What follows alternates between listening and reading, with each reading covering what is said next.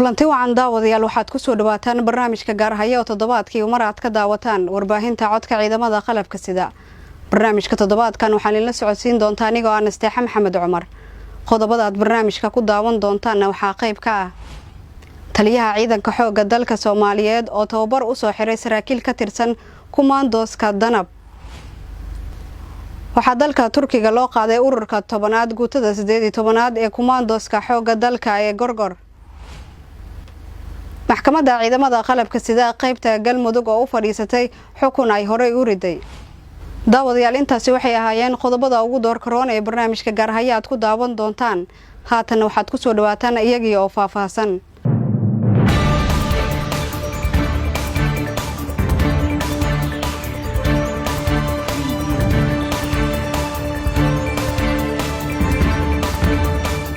taliyaha ciidanka xoogga dalka Soomaaliyeed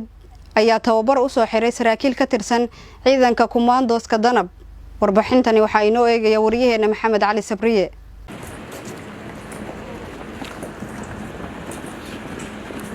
taliska ciidanka xoogga dalka Soomaaliyeed ayaa tababar u soo xiray saraakiil ka tirsan guutada 16aad ee kumaandooska Danab oo muddo tababar ku qaadanayay xerada tababarka dugsiga General Dhagabadan ee magaalada Muqdisho. munaasabada ayaa waxaa goobjoog ahaa taliyaha ciidanka xoogga dalka Soomaaliyeed General Odawa Yuusuf Raage, taliyaha guud ee ciidamada midowga Yurub General Sansoni, taliyaha dugsiga General Dhagabadan General Maxamed Maxamuud Sanay. saraakiisha tababarka dhamaystay ayaa soo bandhigay waxyaabihii ay ku barteen muddadii ay tababarkaasi ay qaadanayeen. taliyaha ciidanka xoogga dalka Soomaaliyeed ayaa saraakiisha tababarka dhamaystay kula dardaarmay in aqoontii ay barteen ay uga faa'iideeyaan dalkooda iyo dadkooda. gabagabada munaasabada ayaa taliyuhu waxa uu guddoonsiiyey shahaadooyin qaar ka mid ah saraakiishii tababarka dhamaystay. dhinaca kale taliyaha ciidanka xoogga dalka Soomaaliyeed sarreeyo guutada waa Yuusuf Raage ayaa kormeeray taliska guutada 16aad ee kumaandooska Danab, isagoona warbixin ka dhageystay taliyaha guutada 16aad ee ciidanka kumaandooska Danab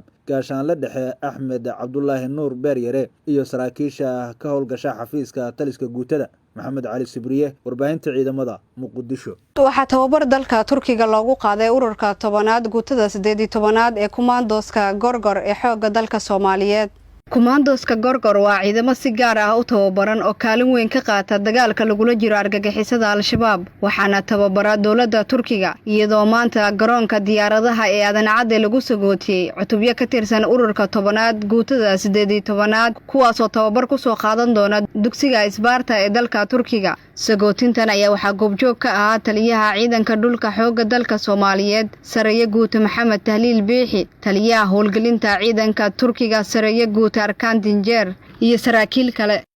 ugu horeyn waxaa goobta ka hadlay taliyaha howlgelinta ciidanka dalka Turkiga Sareeye Guuta Arkaan Dinjeer, isagoona sheegay in ciidanka la siin doono tababaro culus oo kumaandoos ah si ay dalka ugu xoreeyaan nabadiidka Al-Shabaab.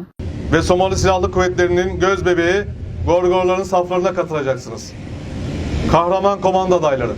maalinta aad dhamaysataan tababarka kumaandooska ee dalka Turkiga oo aad ku soo laaban doontaan dalkiina hooyo, waxaad noqon doontaan ciidan Gorgor oo ka mid noqonaya gorgorada kale oo ah ciidanka ugu qiimaha badan xoogga dalka Soomaaliyeed. geesiyaasha dhalinyarada waxaad ku soo qaadan doontaan tababar kumaandoosa ee dalka Turkiga idinkoo ku jira xaalado cimilo iyo weliba dhul adag. inta lagu guda jiro tababarkan adag ee kumaandooskana waxaad had iyo habeen maalin walba u tababaran doontaan sharaftiina, sumcadiina, calankiina, dalkiina, qarankiina iyo xornimadiina idinkoo ilaalin doona dhaartiina ciidanka si aad u gaadhaan qaab dhismeed ruuxeed heerkeedu sarreeyo. sidoo kale waxaa isna goobta ka hadlay taliyaha ciidanka dhulka xoogga dalka Soomaaliyeed Sareeye Guuta Maxamed Tahliil Biixi, wuxuuna ciidanka ku guubaabiyay inay gutaan waajibaadkii loo igmaday ayna ka faa'iideystaan casharada kala duwan ee la siin doono. waxaad u baxaysaan tababarka ciidanku ama tababar sidiisaba wuxuu daawo u yahay maskaxda, qalbiga, jirka ayuu daawo u yahay. tababarku wuxuu ku gaarsiinayaa in aad isku kalsoonaato, naftaada aad ku kalsoonaato, aad ogaato cadawgaaga inaad dili karto oo ka adag tahay. waxaa idin sugahaya waddanka aad aragteen sida uu yahay oo xaalkiisu yahay oo aan anigu idinkaga sheekaynayn baad tababarka u aadeen waa waddan u baahan nin u dhashay oo Soomaali ah inuu difaaco u dhinto dhibaato iyo gaajaba u huro waxaan mar walba rabaa inaan halkan uga mahadceliyo walaalahaya Turki runtii waxbarashada tababarka saaxiibtinimada ay nala garab taagan yihiin dowladda Turkiga ayaa waxa ay qayb weyn ka qaadataa dib u dhiska ciidanka xoogga dalka Soomaaliyeed iyagoona Soomaaliya ka dhisay saldhigga ugu weyn ay ku leeyihiin meel ka baxsan dalkooda Nasteexa Maxamed Cumar warbaahinta codka ciidamada qalabka sida magaalada Muqdisho taliyaha ciidanka xoogga dalka Soomaaliyeed ayaa xaraga ka jaray dugsiga takhasusaadka maamulka lacagta iyo saadka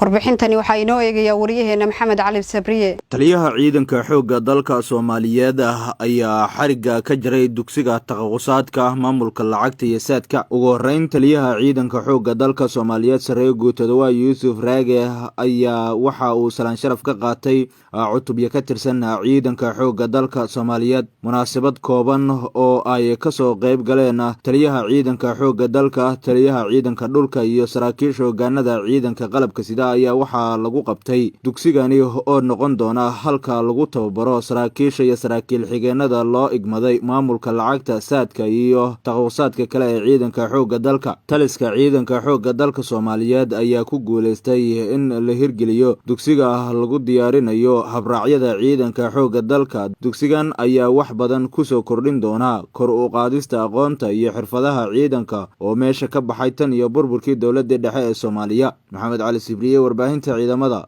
Muqdisho maxkamadda ciidamada qalabka sida qaybta Galmudug ayaa u fadhiisatay xukun ay hore u riday warbixintani waxa magaalada Dhuusamareeb inoogu soo diray wariyaheena Cabdullaahi Warsame Xaaji maxkamadda ciidamada qalabka sida qaybta Galmudug ayaa maanta u fadhiisatay kala wareejinta kala bardiyada marxuum Liibaan Maxamed Xaashi oo xukun hore maxkamaddu u riday xabsiga loogu hayay 2 xukun sano oo midkiiba ku xukunaa 50 halaad oo isugeyntu ay tahay 100 halaad oo muqafafa ah maxkamadda ayaa hore u wareejisay kala bardiyada oo ah 50 halaad oo la sii daayay xukunsanihii loo hayay waxaana fadhigan maanta oo ahaa dhamaystirka diyada marxuumka oo ay 50 halaad ee dhimanayd wareejiyeen qoyska xukunsane Maxamed Cali Deeq Cabdullaahi nabadoon Xaashi Abshir Nuure oo ka socday reerka diyada wareejiyay ayaa maxkamadda ciidamada sidan u sheegay Maxamed Cali Deeq Cabdullaahi Cumar oo hadeer ka hor maxkamadda ciidamada qalabka sida ay ku xukuntay nin dhintay oo boolis ahaa oo ninkaas u dhintay dhimashadii ka bacdina ninkaas la xiray loona xiray diyadii ninkaas oo muqafafa ah 50 halaad oo diyadii kamid ah loo xiray una xiran jifadiisii beeshiisii anagoo ana nabadoonkiisii ahaana loo haystay waxaan rabaa maanta inaan wareejiyo 17,000 iyo 600 oo 50 halaad oo muqafafa lagu qiimeeyay maxkamadda ciidamada qalabka sida ay nagu xukuntay asagii ninkaasuna xiran yahay waxaan rabaa inaan ku wareejiyo marxuumkii wiilidamkii ragii dadkii ka ahaa iyo aqoontiisii inaan u wareejino maxkamaddana aan ku wareejino intaas ayaan maanta u joognaa meesha u nimid iga qabo gudoomiye gaashaanle dhexe Nuur Xirsi Wardheere garsooraha maxkamadda ciidamada qalabka sida qaybta Galmudug ayaa cadeeyay in maxkamaddu marqaati ka tahay dhamaystirka diyada marxuum Liibaan Maxamed Xaashi oo ka tirsanaa booliiska Soomaaliya isla markaana ay wareejisay maxkamaddu kuna wareejisay wakiilka qoyska maanta waxaan isugu nimid inaan dhiibno lacag diya ah oo 50 neef oo geel ah qiimiheeduna yahay 17,600 oo dollar ayadoo si lamid ah hadda ka hor 50 halaad oo kale hore loo soo bixiyay diyaduna ay ahayd maxkamaddu xukuntay 100 halaad oo geel oo muqafafa ah 50 ugu dambeynta ahay ayaan maanta waxaan ka wareejiyay nabadoonadiisii iyo eheladii iyo qaraabadii xukumsanaha xiran wakiilka ka ahaa waxaan ku wareejinayaa anigoo ka turjumaya maxkamadda ciidamada qalabka sida afkeedana ku hadlay kana mid ah inaan ku wareejiyo warasadii meydkii dhintay oo weli dam ka yahay walaalkiis cabdi maxamed xaashi cabdi waa kontonkii halaad oo dhimaneed oo lagu qiimeeyey 17,600 waa haysataa soo ma cabdi maxamed xaashi oo ka socday qoyska marxuumka dhintay ayaa la wareegay diyadan waxaana uu dalbaday in la sii daayo xukunsanaha xiran maxamed cali deeq cabdulaahi oo uu sheegay inay kala wareegeen qoyskiisa qaybtii lagu xukumay ee diyada kontonka 100 buu ahaa konton horaan u qaadnay maxkamadda xukuntay kontonna hadday dhiibeen marxuumka u xiray kontonka maxkamaddu inay sii daydaan rabnaa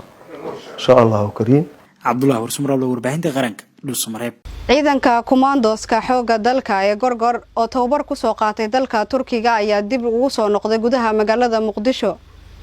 warbixintani waxa inoo eegaysaa wariyeena Fatxi Cabdilaahi Cabdinuur Diyarbadin kumaandoos Soomaaliya isjir kuwani waa ururka sagaalaad guutada 18aad ee kumaandooska xoogga dalka Soomaaliyeed ee gorgor waa arooryo hore dalka Turkiga ayaa xalay saqdi dhexe waxa ka soo qaaday diyaarad nooca ciidamada militariga ah waxay ka soo dejisay garoonka diyaaradaha aadan cadde gaar ahaan qaybta ciidanka cirka ee xoogga dalka kumaandooska xoogga dalka ee gorgor inta aan loo qaadin xerada Isbaarta ee dalka Turkiga oo ay ku soo qaateen tababaro casri ah oo la xiriira kumaandooska waxay tababar noocyo kala duwan leh ku qaateen kuliyadda tababarada xoogga dalka ee Turkisom magaalada Muqdisho taliyaha ciidanka dhulka xoogga dalka General Biixi agaasimaha guud ee wasaaradda gaashaandhigga mudane Xasan Maxamed Saciid Samatar Gacaliye taliyaha kuliyadda Turkisom General Yacquub saraakiil ka tirsan xoogga dalka iyo Turkiga ayaa soo dhaweeyay salaan sharafeed kadib taliyaha ciidanka dhulka iyo agaasimaha guud ee wasaaradda gaashaandhigga ayaa mid u gacan qaaday saraakiisha iyo askarta ururka sagaalaad ee guutada 18aad ee gorgor iyagoona muujiyay inay aad ugu faraxsan yihiin ku soo laabashada dalkooda hooyo u qaabilsamaha arrimaha tababarada ee Turkiga Usmaan Yalmas oo goobta ka hadlay ayaa sheegay in ururka sagaalaad qaybihiisa kumaandooska xoogga dalka ee gorgor isla markaasna tababar casri ah ku soo qaateen dalka Turkiga taliyaha ciidanka dhulka xoogga dalka General Maxamed Tahliil Biixi oo goobta ka hadlay ayaa sheegay ururka sagaalaad qaybta 18aad kumaandooska xoogga dalka gorgor in ay qayb ka qaadan doonaan la dagaalanka dalka looga ciribtirayo kooxda argagixisada al-shabaab adawga gudaha ku jira al-shabaab oo maalin walba shacabka Soomaaliyeed gumaad waxaa laydinka rabaa inaad ula dagaalantaan sida uu shacabka Soomaaliyeed ula dagaalamayo si lamid ah inaad ula dagaalantaan waxaa laydinka rabaa xuduudaha dalka inaad sugtaan aad baan idinku mahadcelinayaa idinla soo dhawaynayaa difcaddan maanta timid waa difcaddii sagaalaad waxaa isla maanta baxahaya difcaddii 10aad baa baxaysa haddii ilaahay yidhaahdo taasuna waxay muujinaysaa tababarka iyo kuransiimaha ciidanka xoogga dalka Soomaaliyeed ciidanka dhulka ciidanka gorgor waa ciidanka xoogga dalka Soomaaliyeed uu ku faano maanta cadawguna uu ka naxo gorgor ha noolaado waxaa laydinka rabaa ciidanka gorgorow halka inaad ku qorataan Soomaalinimo inaad ku qorataan taliska ciidanka xoogga dalka Soomaaliyeed ayaa ku howlan tababarida iyo qalabaynta ciidanka iyadoo gacan laga helayo saaxiibada caalamka ee dawladda federaalka Soomaaliya Fatxi Cabdilaahi Cabdinuur idaacadda codka ciidamada qalabka sida magaalada Muqdisho ciidanka xoogga dalka Soomaaliyeed oo howlgalla ka dhan argagixisada al-shabaab ayaa ka fuliyay deegaano hoostaga degmada Bulaburde ee gobolka Hiiraan warbixintani waxaa Bulaburde inooga soo diray wariyaheena Sakariya Cali Raage ciidanka xoogga dalka qaybta 27aad ee ku sugan degmada Bulaburde iyo ciidamada nabad sugidda ayaa howlgal ka sameeyay xaafadaha degmada iyo deegaano hoos yimaada degmada Bulaburde ujeedka howlgalka ay u sameeyeen ciidamada ayaana waxa uu ahaa ururka argagixisada al-shabaab oo maalmahani dambaba ku soo badanaya tuulooyin hoos yimaada degmada Bulaburde si ay u dhibaateeyaan dadka shacabka ah ee u soo safraya degmada saraakiisha hogaaminaysay ciidanka xoogga dalka oo ka warhelay goobaha ay ku sugan yihiin argagixisada ayaana howlgal ka sameeyay deegaanada hoos yimaada degmada Bulaburde. kusimaha taliyaha qaybta 27aad ahna madaxa laanta qaybta 27aad Xasan Maxamed Garaad iyo taliyaha ururka 41aad guutada shanaad qaybta 27aad Maxamed Muumin Cilmi ayaa shacabka ugu baaqay inay la shaqeeyaan ciidanka maadaama ay rabaan argagixisada inay shacabka ay qalqalgeliyaan iyo howlgalka ballaaran oo ku saabsan in gudaha magaalada iyo dibaddeedaba laga xaqiijiyo magaalada amnigeeda. waxaan ogsoonahay inay magaaladan in badan meelaha qutul daruurigu uga yimaado ay ka go'toomiyeen kooxaha argagixisada. haddii ilaahay idmo intii laga gaaraa in laga xaqiijiyo meelaha yaryaro farakutiriska ay uga siman yihiin ay uga joogaan ay wadooyinka uga jiraan ay dadka shacabka ay ku dhibaataynaan. wuxuu ujeedkaynu ahaa howlgalka maanta gudaha iyo magaalada Bulaburde gudaheeda iyo dibaddeeda intaba aan ku xaqiijinayno in aan uga shaqeyno sidii uu ahay waajibaadka amniga iyo waxqabadka ciidamada. wuxuu ujeedkaynu ahaa howlgalka maanta gudaha iyo magaalada Bulaburde gudaheeda iyo dibaddeeda intaba aan ku xaqiijinayno in aan uga shaqeyno sidii uu ahay waajibaadka amniga iyo waxqabadka ciidamada. Kariya Cali Raage, warbaahinta qaranka, degmada Bulaburde. daawadayaal guud ahaan waa naga intaa barnaamijka gaar haya oo aad ka daawanayseen warbaahinta codka ciidamada qalabka sida tan intaan ku kulmi doono barnaamijka xiga sida iyo nabadgelyo.